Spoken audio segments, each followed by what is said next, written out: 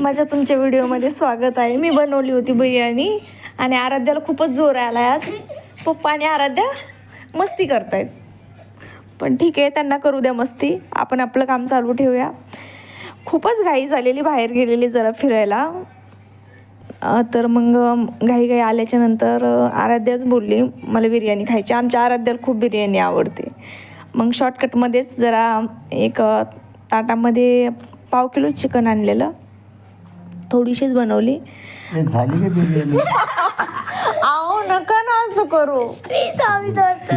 पाव kilo chicken आणलेलं आणि त्यानंतर मग त्याला दही आणि मसाले लावून घेतले, हळद, मीठ, थोडासा बिर्याणी मसाला असं लावून साईडला ठेवून दिलं. त्यानंतर टोप ठेवला, टोपामध्ये तेल टाकलं आणि छान असे 2-3 कांदे छोटे छोटे कापून घेतले. छोटे कापून घेतल्याच्या नंतर तेल थोडंसं तडतडलं की त्याच्यामध्ये हलकंसं जिरं घालून घेतलं मी.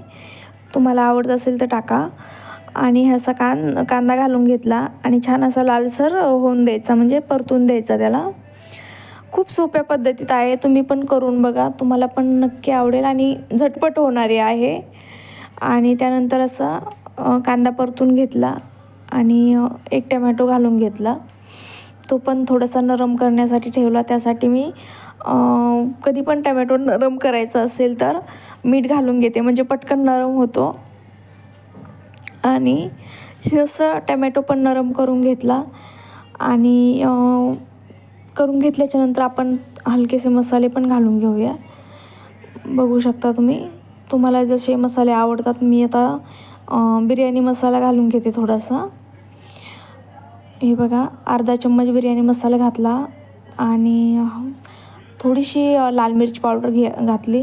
परत थोडासा मसाला घातला आणि हे असं छान परतून घ्यायचं जरा 1-2 मिनटं. असं खालीवरती करून घ्यायचं छान एकजीव करून. याला थोडंसं तेल सुटलं की आपण जे चिकन दही मसाला वगैरे लावून ठेवलेला आहे ते पण याच्यामध्ये घालून घेऊया. याला पण 3 ते 4 मिनटं चांगलं परतून घ्यायचं, तेल सुटसुटेपर्यंत. हे बघा, छान असं टाकून घेतल्याच्यानंतर असं खालवर हलवत राहायचं आणि कमी गॅसवरती तेल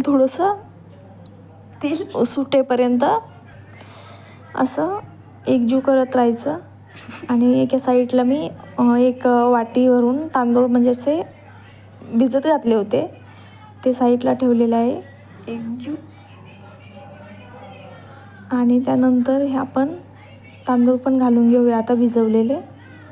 बघू शकता तुम्ही, तांदूळ घालून घेतल्याच्यानंतर त्याच्या अंदाजाने पाणी घालून घ्यायचं, म्हणजे भात जास्त चिकटही होत नाही आणि काहीच नाही. एकदम सुटसुटीत अशी बिर्याणी होते.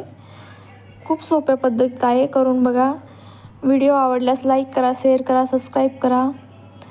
कमेंटमध्ये सांगा तुम्हाला कसा वाटला आणि तुम्ही पण बनवून बघा. आणि या तुम्ही पण बिर्याणी खायला. हे बघा, त्याच्या हिशोबाने पाणी घालून घ्यायचं, अंदाजाने घालायचं, कसं पण नाही ओतायचं. मी टाकलं तसं, मला अंदाज आहे म्हणून मी टाकलं एकदमच. तुम्ही 1 वाटी तांदूळ जर असेल तर 1 वाटीला 2 वाटी पाणी घालू शकता.